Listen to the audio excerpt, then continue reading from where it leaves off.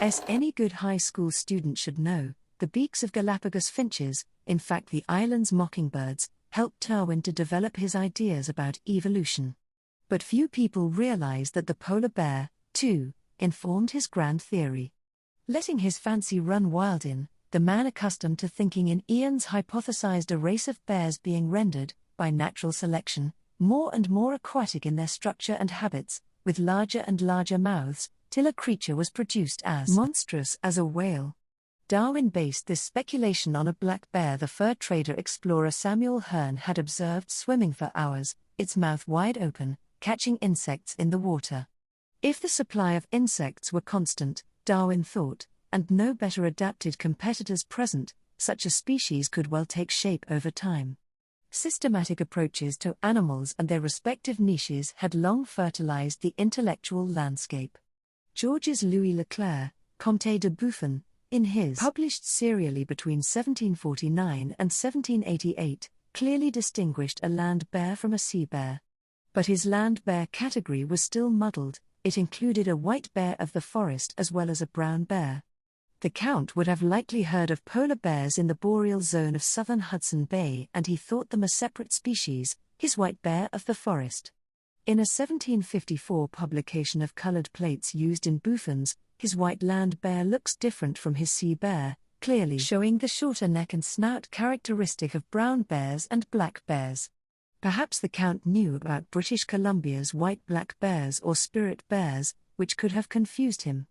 Other contributions by Buffon were significant. He discovered the first principle of biogeography, noticing that despite similar environments, different regions have distinct plants and animals. Buffon's classifying of animals by region or habitat, as in the case of the two different white bears, prompted later naturalists to try to explain their origins and distribution as resulting from the characteristics of a place. Long before the idea of habitat began to infiltrate scientific discourse, the polar bear's range and that of its prey had been linked to environmental conditions.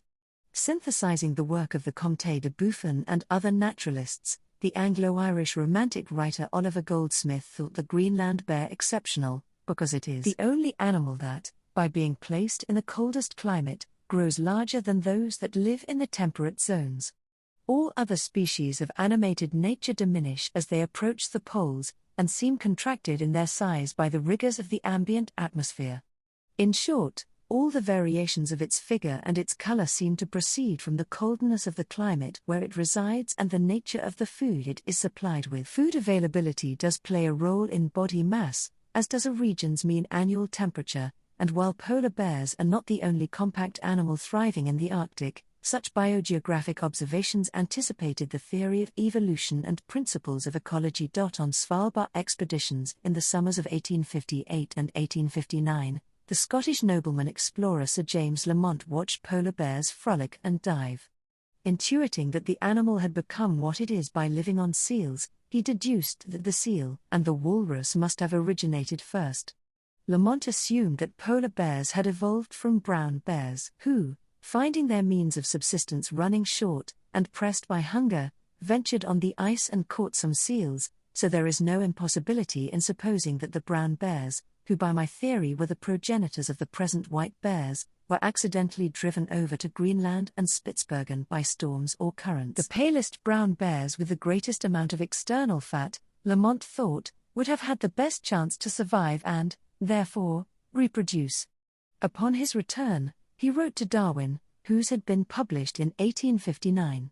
Encouraged by Darwin's response, Lamont elaborated upon walrus and polar bear evolution in his 1861 travelogue.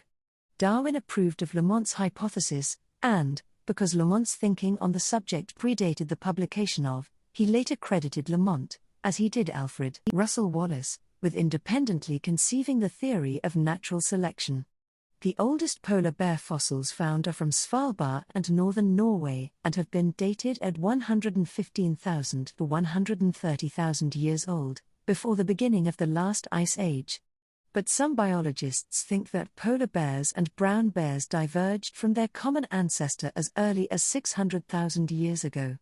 According to current research, polar bears evolved from brown bears that ventured onto the frozen ocean to stalk marine mammals, possibly after climate separated them from the main population. This was not a single, clean-cut departure, and repeated pairings between both species have turned the family tree into a thicket. Shrinking sea ice could force polar bears to mingle with their southern cousins again, particularly as the latter now travel farther north. In coastal Arctic Alaska, grizzlies have been observed feasting in the company of polar bears on bowhead whale carcasses. And interbreeding has been documented. After he had been ridiculed for his musings on a future insect-eating cetacean bear, Darwin in the second edition of and removed it from subsequent ones. In A to the Irish algae specialist William Henry Harvey, Darwin complained how the bear case has been well laughed at, and disingenuously distorted by some into my saying that a bear could be converted into a whale.